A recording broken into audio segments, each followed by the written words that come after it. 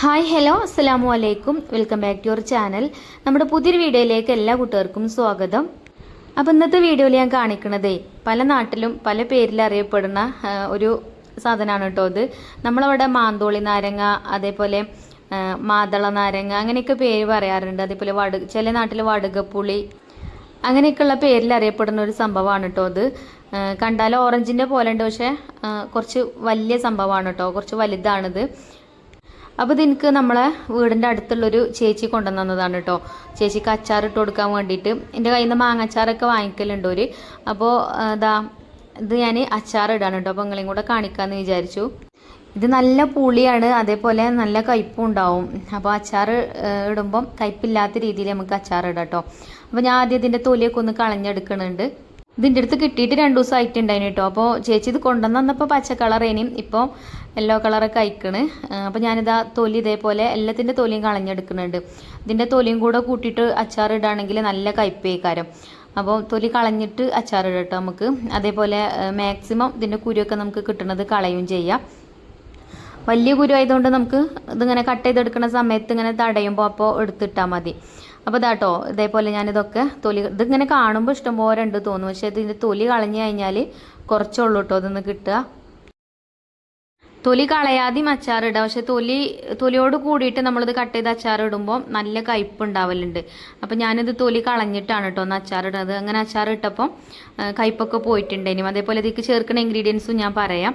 അപ്പോൾ ഇതൊക്കെ ഇതേപോലെ ചുളയൊക്കെ ചുള പറിച്ചൊക്കെ തൊലിയൊക്കെ കളഞ്ഞ് അതിൻ്റെ ഒരു ചുള മാത്രം ഞാൻ എടുത്തിട്ടുണ്ട് കേട്ടോ. ഇനി ഇത് നമുക്ക് കട്ട് ചെയ്തെടുക്കാം. ഇതിപ്പോൾ ഇങ്ങനെ കണ്ട ഓറഞ്ചിൻ്റെ പോലെ അല്ലേ. അപ്പോൾ ഇത് കട്ട് ചെയ്തെടുക്കുമ്പോൾ നമുക്ക് ഇതിൻ്റെ കുരു കിട്ടും കേട്ടോ. വലിയ കുരു ആയതുകൊണ്ട് നമുക്കിത് കട്ട് ചെയ്യുന്ന സമയത്ത് തന്നെ കുരും കാര്യങ്ങളൊക്കെ കിട്ടും. അപ്പോൾ ഞാൻ ഇതുപോലെ മുറിച്ച് കട്ടിംഗ് ബോർഡുമ്പോൾ വെച്ചിട്ട് തന്നെ കേട്ടോ കട്ട് ചെയ്തെടുത്തത്. ചെറിയ പീസ് ആക്കിയിട്ടൊന്നുമല്ല, കുറച്ച് വലിയ പീസ് ആക്കിയിട്ട് തന്നെയാണ് ഞാൻ കട്ട് ചെയ്തെടുക്കുന്നത്. അതൊക്കെ നമ്മൾ ഇഷ്ടത്തിനനുസരിച്ചിട്ട് ചെയ്യുക. അങ്ങനെ ഞാൻ ഒക്കെ കട്ട് ചെയ്ത് ഒരു പാത്രത്തിൽ ഇട്ട് കൊടുത്തിട്ടുണ്ട് കേട്ടോ. കുരുവൊക്കെ കിട്ടിയത് മാക്സിമം ഞാൻ കളഞ്ഞിട്ടുണ്ട്. കുരു ഉണ്ടാകുമ്പോഴാണ് കയ്പ്പ് കൂടുക. ഇത് കട്ട് ചെയ്തപ്പോൾ അങ്ങനെ കിട്ടിയതാട്ടോ ഈ കുരുവൊക്കെ. എന്നാലും അതിൻ്റെ ഉള്ളിൽ ഉണ്ടാവും കുരുവൊക്കെ, എന്നാലും മാക്സിമം കിട്ടിയതൊക്കെ ഞാൻ കളഞ്ഞിട്ടുണ്ട്. ഇനി നമുക്കിത് ഇതിലേക്ക് കല്ലുപ്പ് ഇട്ട് കൊടുക്കാം. അപ്പോൾ ഞാനിത് ഉപ്പിലിട്ട് ഫ്രിഡ്ജിൽ വെക്കുക കേട്ടോ ചെയ്തത്. എന്നിട്ട് 2 ദിവസം കഴിഞ്ഞിട്ടാണ് അച്ചാർ ഇട്ടിട്ടുണ്ടായിരുന്നത്. 2 ദിവസം വെക്കണമെന്നില്ല, ഒരു ദിവസമൊക്കെ വെച്ചാൽ മതി. എനിക്ക് അന്ന് പിന്നെ പിറ്റേ ദിവസം അച്ചാറിടാൻ കൂടിയിട്ടില്ലേനും, അന്ന് വേറെ പണി ഉണ്ടേനി കേട്ടോ. അപ്പോൾ അച്ചാറിടാൻ പറ്റിയിട്ടില്ലേനി. അല്ലെങ്കിൽ ഒരു ദിവസമൊക്കെ വെച്ചാൽ മതി. ഓവർനൈറ്റ് വെച്ചാലും കുഴപ്പമില്ല. എന്തായാലും കുറച്ചേരം ഉപ്പിലിട്ട് വെക്കണത് നല്ലതാട്ടോ, അതിൻ്റെ ഒരു കയ്പ്പൊക്കെ ഒന്ന് പോയിക്കോളും. അങ്ങനെ ഞാനത് ഉപ്പിലിട്ട് ഫ്രിഡ്ജിൽ കൊണ്ടുപോയി വെച്ചു. പിന്നെ ഞാൻ പറഞ്ഞല്ലോ 2ാമത്തെ ദിവസമാണ് ഞാനത് അച്ചാറിടുന്നത്. 2ാമത്തെ ദിവസം രാത്രിയിൽ കേട്ടോ. അപ്പം നമുക്ക് കയ്പ്പില്ലാത്ത രീതിയിൽ അച്ചാറിടുന്നത് എങ്ങനെയാണെന്ന് നോക്കാം. അപ്പോൾ ഞാനിവിടെ ഒരു ചൂട് കട്ടിയുള്ള പാത്രം അടുപ്പത്ത് വെച്ചിട്ടുണ്ട്. അതിലേക്ക് നല്ലെണ്ണയാണ് കേട്ടോ ഒഴിച്ചു കൊടുത്തിട്ടുള്ളത്. നല്ലെണ്ണയിൽ ഇടണം നമ്മൾ അച്ചാർ, എന്നാലുള്ള അച്ചാർ കേടാവാതിരിക്കുക. പിന്നെ അതിലേക്ക് ഒരു 1.25 സ്പൂണ് കടുകും അതേപോലെ ഒരു 1/2 ടീസ്പൂൺ ഉലുവയും ചേർത്ത് കൊടുത്തിട്ടുണ്ട്. പിന്നെ നമ്മൾ എന്ത് അച്ചാറിടാണെങ്കിലും ഉലുവയും കടുകും നല്ലോണം പൊട്ടിച്ചെടുക്കണം കേട്ടോ. നല്ലോണം പൊട്ടി നല്ല സ്മെല്ലും വരണം. കരിയൊന്നും ചെയ്യരുത്, എന്നാൽ തന്നെ അച്ചാർ കേടാവൂല. ഈ കടുക് എന്ന് പറഞ്ഞാൽ ഒരു പ്രിസർവേറ്റീവ്സ് ആണല്ലോ. കടുക് നല്ലോണം പൊട്ടിച്ചെടുക്കുകയാണെന്നുണ്ടെങ്കിൽ അച്ചാർ കേടാവൂല കേട്ടോ. അപ്പോൾ കടുകും ഉലുവയൊക്കെ ഇട്ട് കൊടുത്തു. പിന്നെ ഞാനൊരു കായത്തിൻ്റെ കഷ്ണം ഇട്ട് കൊടുത്തിട്ടുണ്ട്. കായത്തിൻ്റെ പൊടി ഇട്ടാലും മതി, എൻ്റെ അടുത്ത് പൊടി ഇല്ലേനും. പൊടിയാണെങ്കിൽ കുറച്ച് കഴിഞ്ഞിട്ട് ചേർത്താൽ മതി. അപ്പോൾ കായത്തിൻ്റെ ഒരു പീസ് ഞാൻ ഇട്ട് കൊടുത്തു കേട്ടോ ആ ഒരു എണ്ണയിൽ. എന്നാൽ പിന്നെ ഇതിൻ്റെ ഒക്കെ ഒപ്പം കടന്നിട്ട് അതിങ്ങനെ റെഡി ആയിക്കോളും, അലിഞ്ഞ് വന്നോളൂ കേട്ടോ. പിന്നെ കറിവേപ്പിൻ്റെ ഇല ഇട്ട് കൊടുത്തു, അതേപോലെ വറ്റൽമുളക് ഇട്ട് കൊടുത്തു. പിന്നെ ഇഞ്ചിയും വെളുത്തുള്ളിയും പച്ചമുളകും ഞാൻ ചതച്ചെടുത്തേക്കാണ് കേട്ടോ. ചതച്ചിട്ടാണ് ഇതിലേക്ക് ചേർക്കുന്നത്. നമ്മൾ കായപ്പൊടി ചേർക്കണ കാട്ടിലും കായത്തിൻ്റെ പീസ് ഇങ്ങനെ കട്ടക്കായ ഉണ്ടല്ലോ അത് ചേർക്കുകയാണ് അച്ചാർ ഇടുമ്പോഴും സാമ്പാർ ഉണ്ടാക്കുമ്പോഴൊക്കെ കുറച്ചും കൂടെ കൂടുതൽ ഫ്ലേവർ കിട്ടാൻ നല്ലത്. നമ്മൾ പിന്നെ നമ്മളെ എളുപ്പത്തിന് വേണ്ടിയിട്ട് പൊടിയാണല്ലോ നമുക്ക് എളുപ്പം. പൊടി ഇട്ട് കൊടുക്കുകയാണെങ്കിൽ പിന്നെ വലിയ കുഴപ്പമില്ലല്ലോ. കട്ടയാവുമ്പം കുറച്ച് പണിയാണ് അതിന്മേൽ. പണിയൊന്നുമില്ല, അതേപോലെയൊക്കെ ചെയ്താൽ കുഴപ്പമൊന്നുമില്ല. സാമ്പാർക്കൊക്കെ ഇട്ടുകൊണ്ട് നല്ലോണം മിക്സ് ചെയ്തെടുത്താൽ അലിയൊക്കെ ചെയ്യും. നമ്മൾ കായപ്പൊടി ചേർക്കണക്കാട്ടിലും സ്മെല്ല് കിട്ടും കേട്ടോ കായത്തിൻ്റെ. ഇതേപോലെ കട്ടക്കായം ചേർക്കുകയാണെങ്കിൽ. അങ്ങനെ ഇഞ്ചി വെളുത്തുള്ളി പച്ചമുളകും ഒക്കെ ചേർത്ത് നല്ല രീതിയിൽ തന്നെ വഴറ്റിയെടുക്കുന്നുണ്ട്. ഇതിൻ്റെ ആ ഒരു പച്ചമണമൊക്കെ ഒന്ന് മാറണം കേട്ടോ.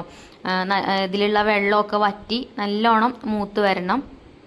അച്ചാർ നമ്മൾ കൂടുതൽ ഇടുന്നത് കൊണ്ട് കേടാവാതെക്കാൻ വേണ്ടിയിട്ടാണ് കേട്ടോ. കുറച്ചൊക്കെ ഉള്ളെങ്കിൽ പിന്നെ വലിയ കുഴപ്പമില്ല.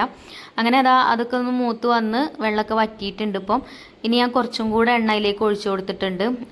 എണ്ണ കുറവാണെന്ന് തോന്നിയപ്പോൾ ചേർത്തതാണ് കേട്ടോ. അങ്ങനെ കുറച്ച് എണ്ണയും കൂടെയൊക്കെ ചേർത്ത് കൊടുത്ത് ഒന്നും കൂടെ ഒന്ന് വഴറ്റിയെടുത്തതിന് ശേഷം ഇതിലേക്കുള്ള പൊടികൾ ചേർത്ത് കൊടുക്കുക. അപ്പോൾ ഞാൻ കാശ്മീരി മുളക് പൊടിയും എരിവുള്ള മുളക് പൊടി കുറച്ച് എടുത്തിട്ടുള്ളൂ. കൂടുതൽ കാശ്മീരി മുളക് പൊടിയാണ് എടുത്തിട്ടുള്ളത്. അതേപോലെ തന്നെ കുറച്ച് മഞ്ഞൾപ്പൊടിയും കൂടെ ചേർത്തിട്ടുണ്ടായിന്. ഇനി പൊടികൾ കരിയാതെ നമുക്കിത് ഒന്ന് വഴറ്റിയെടുക്കുക ഈ എണ്ണയിലിട്ടിട്ട്. അപ്പോൾ ഫ്ലെയിം കുറച്ച് കൊടുക്കുക കേട്ടോ. ഇങ്ങനെ കട്ടിയുള്ള പാത്രങ്ങളൊക്കെ ആകുമ്പോൾ നല്ല ചൂടാവും. ഇനിയിപ്പോൾ തീ ഓഫ് ചെയ്താലും കുഴപ്പമില്ല, പൊടികൾ കരിയാതെ നോക്കണം. അപ്പോൾ അതൊക്കെ നമുക്ക് എല്ലാവർക്കും അറിയാമല്ലോ, നമ്മൾ വീട്ടമ്മമാർക്ക് അറിയുന്ന സംഭവം തന്നെയാണല്ലോ. എന്നാലും കുക്കിംഗ് ഒക്കെ പഠിച്ചു വരുന്നവർക്ക് ഉപകാരമായിക്കോട്ടെ വിചാരിച്ചിട്ട് പറയുന്നതാണ് കേട്ടോ. ഫ്ലെയിം ഓഫാക്കി കൊടുത്താൽ മതി ചട്ടി കൂടുതൽ ചൂടുണ്ടെന്നുണ്ടെങ്കിൽ. അപ്പോൾ അതാട്ടോ ഞാൻ ഒക്കെ ഒന്ന് നല്ലോണം മൂപ്പിച്ചെടുത്തിട്ടുണ്ട്. ഇനി നമുക്കിതിലേക്ക് കുറച്ച് പുളിയും അതേപോലെ ശർക്കരയും തിളപ്പിച്ചതാണ് കേട്ടോ ഈ ഒഴിച്ചു കൊടുത്തത്. ഇത് ചേർക്കുമ്പോഴേ അച്ചാറിന് അങ്ങനെ കയ്പ്പ് അറിയൂല. അതേപോലെ കുറഞ്ഞ മധുരം ഉണ്ടാവും നമ്മൾ ശർക്കര ചേർത്തതുകൊണ്ട്. ശർക്കരയും പുളിയും തിളപ്പിച്ച വെള്ളം കേട്ടോ. ഏത് അച്ചാർ ഇടുകയാണെങ്കിലും ഇത് കുറച്ച് ചേർക്കുകയാണെങ്കിൽ നല്ല ടേസ്റ്റാണ്. അങ്ങനെ അതും ഒഴിച്ചു കൊടുത്തു. പിന്നെ കുറച്ച് സുർക്കി ഒഴിച്ചു കൊടുത്തു. സുർക്ക അച്ചാർ കേടാവാതിരിക്കാൻ നല്ലതാണല്ലോ. അങ്ങനെ അതൊക്കെ ചേർത്ത് കൊടുത്തിട്ടോ. ഇനിയിപ്പോൾ ഞാൻ ചേർക്കുന്നത് ഉലുവയും കടുകും വറുത്ത് പൊടിച്ചതാണ്. അതും കൂടെ ചേർത്ത് കൊടുക്കുക. അപ്പോൾ നമ്മൾ അച്ചാറിന് നല്ലൊരു സ്മെല്ലും നല്ല ഫ്ലേവർ കിട്ടും കേട്ടോ. ഉലുവയും കടുകും വറുത്ത് പൊടിച്ച് ആ ഒരു പൊടി ചേർത്ത് കൊടുത്താൽ. അങ്ങനെ അതും ചേർത്തിട്ടുണ്ട്. 2 സ്പൂണ് കടുകും അതുപോലെ 1.5 സ്പൂണ് ഉലുവയും കുറച്ച് നല്ല ജീരകവും അങ്ങനെ വറുത്ത് പൊടിച്ചതാണ് കേട്ടോ. നല്ല ജീരകം കൂടുതലാവരുത്, കുറച്ച് മതി. ഒരു 2 നുള്ള്, അങ്ങനെ 1/4 സ്പൂണൊന്നും വേണ്ട, അതിൻ്റെയും പകുതി മതി കേട്ടോ.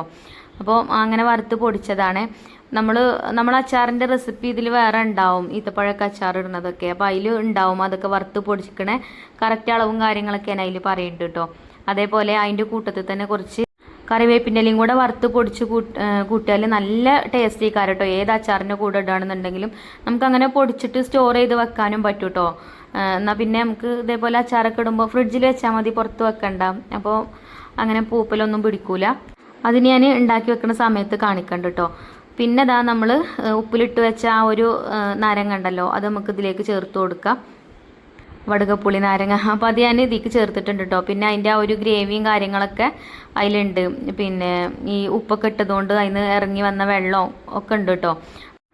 ഇനി നല്ല പോലെ ഒന്ന് മിക്സ് ചെയ്തെടുക്കുക. നല്ലോണം ഇത് തിളപ്പിച്ച് വേവിച്ചെടുക്കേണ്ടെന്ന് ആവശ്യമില്ല കേട്ടോ. 2 ദിവസം ഉപ്പിലിട്ട് വെച്ചതാണ്. അപ്പം അത്യാവശ്യം ഇങ്ങനെ അതിന് വെള്ളമൊക്കെ ഇറങ്ങി അലുത്ത് വന്നിട്ടുണ്ട്. അപ്പോൾ ഇനി 2-3 ദിവസമൊക്കെ കഴിയുമ്പോഴത്തേന് ഇത് ഒന്നും കൂടെ കുറച്ചും കൂടെ ഗ്രേവിയൊക്കെ തിക്കായിട്ട് വരും കേട്ടോ. അപ്പോൾ നമ്മൾ അച്ചാറൊക്കെ ഇങ്ങനെ സ്റ്റോർ ചെയ്ത് വെക്കുമ്പം ആവശ്യത്തിനുള്ളത് ചെറിയൊരു കുപ്പിയിലിട്ടിട്ട് പുറത്തേക്ക് വെച്ചാൽ മതി. ബാക്കിയുള്ളത് ഫ്രിഡ്ജിൽ വെക്കുകയാണെന്നുണ്ടെങ്കിൽ കുറേ കാലം നമുക്ക് യൂസ് ചെയ്യാൻ പറ്റും കേട്ടോ. ഒരു കുഴപ്പവും വരില്ല, പൂപ്പൽ പിടിക്കുക ഒന്നും ചെയ്യൂല. നമ്മൾ നനഞ്ഞ സ്പൂണും കാര്യങ്ങളൊന്നും ഇടാഞ്ഞാൽ മതി. ഇങ്ങനെ അച്ചാറൊക്കെ ഉണ്ടാക്കി വെക്കുകയാണെന്നുണ്ടെങ്കിൽ നമുക്ക് ചോറിന് കറിയൊന്നും ഇല്ലെങ്കിലും ആ ഒരു കറി ഇല്ലാത്ത സമയത്ത് നമുക്ക് ഇതേപോലെ അച്ചാറൊക്കെ ഉണ്ടെന്നുണ്ടെങ്കിൽ ഒരു സ്പൂണ് ചോറിൽ കുട്ടി കുഴച്ച് കഴിക്കുമ്പോൾ നല്ല ടേസ്റ്റുമാണ്. അതേപോലെ കറി വേണമെന്നില്ല. അപ്പം എരിവും പുളിയൊക്കെ ഉണ്ടാവും ചെയ്യും അച്ചാറിൽ. അപ്പോൾ ഇതാട്ടോ നമ്മൾ അച്ചാർ ഇവിടെ ആയിട്ടുണ്ട്. അപ്പോൾ ഞാൻ രാത്രിയിലാണ് അച്ചാർ ഇട്ടത്. പിന്നെ പിറ്റേ ദിവസം രാവിലെയാണ് കേട്ടോ അച്ചാർ ബോട്ടിലാക്കണത്. നല്ലോണം ചൂടാറി എന്താ പറയുക, ആ ചൂടൊക്കെ പോയി കഴിഞ്ഞതിന് ശേഷം വേണം നമ്മൾ ബോട്ടിലാക്കിയിട്ട് വെക്കാൻ. അത് ഗ്ലാസിൻ്റെ ബോട്ടിലാക്കി വെക്കുകയാണെങ്കിൽ അതാണ് ഏറ്റവും നല്ലത്. കുറേ കാലം കേടാവാതെ നിൽക്കും ചെയ്യും. അപ്പോൾ ഇതാട്ടോ അച്ചാറൊക്കെ നല്ലോണം ചൂടാറി പിറ്റേ ദിവസം രാവിലെയാണ് ഞാനിത് ബോട്ടിലാക്കുന്നത് കേട്ടോ. ഞാൻ നല്ല ഒരു ഗ്ലാസിൻ്റെ ബോട്ടിൽ തന്നെയാണ് ഇതാക്കുന്നത്. ഇതാ ചേച്ചി കൊണ്ടുവന്ന് തന്നത് തന്നെയാണ് കേട്ടോ, ചേച്ചീൻ്റെ ബോട്ടിൽ തന്നെയാണ്. അപ്പോൾ ഇതുപോലെ നിങ്ങൾക്ക് ആർക്കെങ്കിലുമൊക്കെ അച്ചാർ വേണമെന്നുണ്ടെങ്കിൽ നമ്മളെ ചാനൽ പേജിലുണ്ട് കേട്ടോ. എൻ്റെ ബ്രദറിൻ്റെയും അതേപോലെ എൻ്റെ ഹസ്ബൻഡിൻ്റെയൊക്കെ നമ്പറുണ്ട്. അപ്പോൾ ഒരു നമ്പറിൽ വാട്സപ്പ് നമ്പറിൽ മെസ്സേജ് അയച്ചാൽ മതി. അപ്പോൾ എൻ്റെ നമ്പർ പറഞ്ഞുതരും. അപ്പം അച്ചാറൊക്കെ വേണമെന്നുണ്ടെങ്കിൽ നിങ്ങൾ ഓർഡർ ചെയ്യുകയാണെങ്കിൽ ഞാൻ കൊറിയറായിട്ടൊക്കെ അയച്ചു തരണമെങ്കിൽ അയച്ചു തരുന്നുണ്ട് കേട്ടോ. ബീഫ് അച്ചാറോ അല്ലെങ്കിൽ മീനച്ചാറോ ചിക്കൻ അച്ചാറോ എന്തച്ചാർ വേണമെങ്കിലും ഉണ്ടാക്കട്ടോ. ഇനിയിപ്പോൾ മിക്സഡ് അച്ചാർ ഫ്രൂട്ട്സിൻ്റെ എന്താണെങ്കിലും നമുക്ക് ഉണ്ടാക്കാം, കുഴപ്പമില്ല. അപ്പോൾ എന്തായാലും നിങ്ങൾ ഓർഡർ ഉള്ളവർ പറയുകൊണ്ടിട്ടോ. ഓർഡർ അനുസരിച്ചിട്ടേ നമ്മൾ ഉണ്ടാക്കി കൊടുക്കുള്ളൂ. അല്ലാതെ നമ്മൾ അച്ചാർ കുറേ ഇട്ട് വെച്ചിട്ട് കാര്യമില്ലല്ലോ. ഓർഡറിനനുസരിച്ചിട്ട് ഇൻഷാ അല്ലാഹ് ഉണ്ടാക്കണമെന്ന് വിചാരിക്കുന്നുണ്ട്. അപ്പോൾ ആവശ്യമുള്ളവർ നമ്മളെ കോണ്ടാക്ട് ചെയ്യാം കേട്ടോ. അപ്പോൾ അങ്ങനെ ആ അച്ചാറൊക്കെ ഞാൻ ബോട്ടിലാക്കിട്ടോ. അപ്പോൾ അത് കണ്ടപ്പോൾ ഒരുപാട് ഉണ്ടായിന്. ഇപ്പം നമ്മൾ തൊലിയൊക്കെ കളഞ്ഞെടുത്തതുകൊണ്ടാവും ഇത്ര ഉള്ളൂ കേട്ടോ അച്ചാർ. ഈ ഒരു ബോട്ടിൽ തന്നെ നിറയല്ല. അപ്പോൾ അച്ചാർ ടേസ്റ്റ് ചെയ്ത് നോക്കിയപ്പം കയ്പും കാര്യങ്ങളൊന്നും ഇല്ല കേട്ടോ. നല്ല ടേസ്റ്റുള്ള അച്ചാറാണ്. അപ്പോൾ ഇന്നത്തെ വീഡിയോ ഇത്ര തന്നെ ഉള്ളൂ. നിങ്ങളെ വീട്ടിലും ഇതുപോലുള്ള നാരങ്ങയൊക്കെ ഉണ്ടെങ്കിൽ എവിടുന്നേലൊക്കെ കിട്ടുകയാണെങ്കിൽ ഇങ്ങനെ ഒന്ന് അച്ചാറിട്ട് നോക്കുകൊണ്ടി. അപ്പോൾ ഇന്നത്തെ വീഡിയോ ഇത്രേ ഉള്ളൂ. വീഡിയോ ഇഷ്ടമായാൽ ലൈക്ക് ചെയ്യാനും ഷെയർ ചെയ്യാനും കമൻറ്റ് ചെയ്യാനും ഒന്നും മറക്കരുത്. അപ്പോൾ ഇൻഷാ അല്ലാഹ് നല്ലൊരു വീഡിയോ ആയിട്ട് നാളെ കാണാം. താങ്ക്